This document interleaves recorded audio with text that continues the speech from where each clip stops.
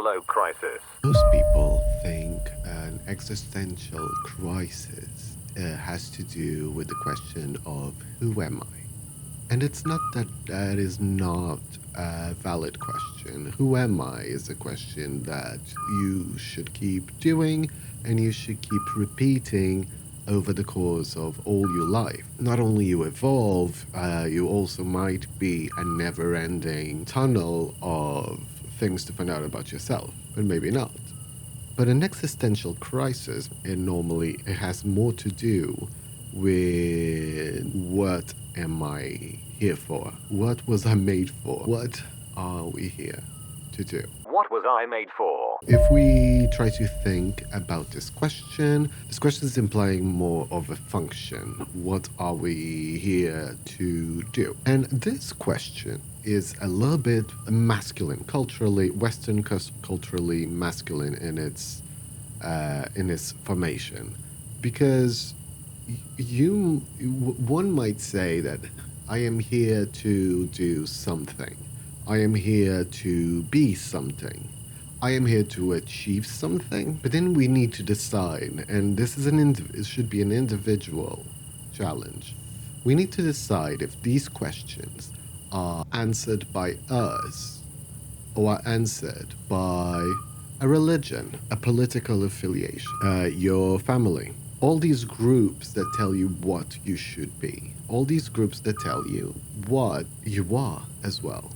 Politicians, religions, group affiliations, sports, teams, they all kind of tell you who you are, which is a very cool feeling to have because it makes you feel at home. It makes you feel understood, cared for, loved. Belonging. What am I here to do? What was I made for? Is a question that implies that you were born with an inbuilt mission, with an inbuilt meaning. Maybe a pre-assigned meaning by something else, biology, God, the divine. And I think an existential crisis tries to deal with the possibility that there isn't a meaning, that there isn't a pre-assigned mission, there isn't a pre-assigned requisite of what you should achieve. There's no game theory. And to go over that particular existential crisis, it is to accept that you don't know. It is to accept that it might be true, it might not be true. To go through an existential crisis might mean that everything is pointless and meaningless. That is just the beginning. Because after you go through an existential crisis, and even if you don't have faith anymore and you don't believe in anything anymore, you still have to come to terms with your morals. You still have to come to terms that maybe you need to decide if you want to be a good person, whatever that means, or a bad person, whatever that means, or you are a good person that does bad things, which is most of us. Can you choose to be good? But this decision made with no ulterior motive, this decision made with no fear of divine revenge, with no fear of God, with no fear of fate, this decision, it becomes way more powerful because it's a decision you make. And it's these values that you decide to live by. And you decide to understand why you want to be, which is not an easy question to answer. Why you want to be a good person? Because it's better for everybody? Because it's better for you? Because you believe this is how the world should be? Because you want to be better so the world can progress one day to something better? Because you want your children's and your children's to have a less chaotic world? That could be a motivation. What is your motivation? But then a second type of crisis comes, which is it doesn't matter if I'm a good person in such an evil world, because this evil world seems to be won and held by evil people.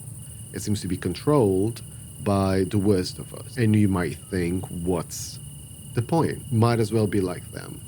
But here is also a little bit of an ego situation, because should we do things for us or should we do things for the collective? Should we do things for the future? And should we just figure the things out where we are? Should we just accept what is?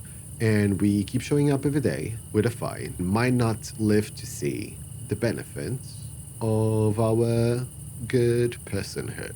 Can you be a good person without the need to see the benefits of it? Can you be an unconditional good person? Could you be good no matter what? And if you decide to be a bad person, then what are your morals? Is it when you get sick, when you need help, who do you rely on? Is it all a business move? Do you become just a person who negotiates everything, including relationships, love, affections, family? So the main question here is, when you have an existential crisis, more than get out of it, is how do you want to get out of it? When you feel pain, a despair, when you feel a negative, almost physical, I feel it a lot in my chest. When you feel a physical manifestation of said crisis, what do you do? Because most people will try to walk away. Most people will try to avoid, relieve, soothe, hope for a better day. What is all this need for soothing? An existential crisis is also a good moment, a good opportunity to shed some skin. It's also a good opportunity for you to become something else. And good things come from it. You care less about what people think. You have more strength. You start thinking about what's really important to you. It depends. Each person will find their benefits. Better off shedding skin. I feel like a crisis of existence, a crisis of meaning. It's necessary. It's necessary for us to find out more about ourselves and about our relationship to what surrounds us, to our world. Who am I in relationship to my brother? Am I just his brother, or are we friends? Are we close? Does he care? Do we care? Do we got something? The problem with an existential crisis is that it floors you, or defloors you. I don't know how the expression is, sorry, second language. But everything that used to be you, everything that used to be your anchors, no longer is there. Some people relied on God for identity. Some people relied on family. Some people had an anchor in a quality of theirs, or money, or an affiliation, or a belief. And when that belief falls, and when that religion falls, and when faith falls, you shed a little bit of that personality you build around that belief. But the truth is, after that, whatever you find out, even through the pain, you become more of yourself. You become more of whatever the hell you are. Losing anchors to hold on to. So I do wonder, why don't I hear more about existential crisis of meaning and crisis of existence? We keep looking to for outside sources on who we are and what we're here to do. You want to be an artist and a singer and a Instagram person and a political person and a person in power and a person of business and a person of blank. But all of these are just ways of not dying. All of this is afraid that our life is short and then that's it.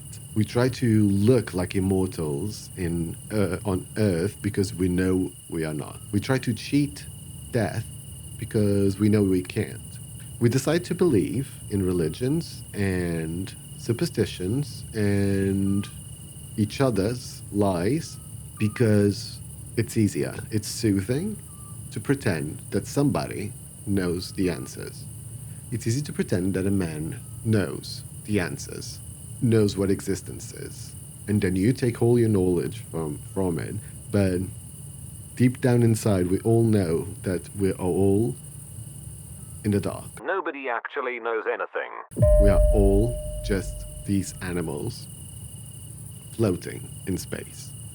But we play so many games with each other and with ourselves, pretending we're going to last forever and pretending that what we do is going to last forever. All falls down every time. The other day I was walking down my street and I was looking at these houses that been here since the Second World War. They escaped that war. And I was thinking, these houses are going to disappear one day. Some guy is going to press a button, and because they felt like it or because their father didn't give him a hug, this is going to disappear. And this now belongs to these people who need this house, for whom this house means something. And then these people are going to die one day, and then the house is going to disappear one day, and maybe a meteorite is going to come and take all of this land away. Maybe the sea is going to go up. You get my point. But my main point is, we know ultimately that nothing matters, that everything disappears, and that everything decays, and the only thing that we want to keep going is humanity. It's our children, not an extension of us, but our collective children that's gonna grow up and then die. We don't know what we are here for, so we might as well decide what we are here for. Those houses are here to house, and one day somebody will decide that they no longer should be there, and one day somebody's gonna leave those houses. I want to see the world burn is just lack of sleep. It's easy to take this and become nihilistic, because if nothing matters, why should I care about anything? But I think most people don't have a choice but to care about something. I feel like even if you went to bed and said, I will never get up again, by the third day, you would feel compelled to get up and do something. You would feel compelled to say hello to someone. There's still a lot of meaning in sharing a laugh. There's still a lot of meaning of doing something kind, of receiving something kind from somebody. There's still a lot of meaning to be together.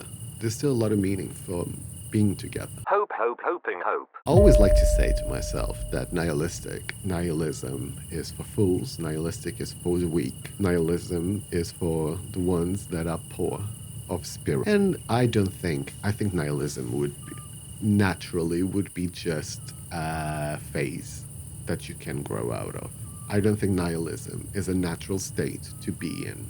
And therefore, I don't believe, and that's worth whatever it's worth, I don't believe that a natural sequence to an existential crisis is to be nihilistic, is to be selfish, or is to become a bad person. In fact, I believe that most people that are evil, or do evil things, let's put it like that, are people who lack an existential crisis or two.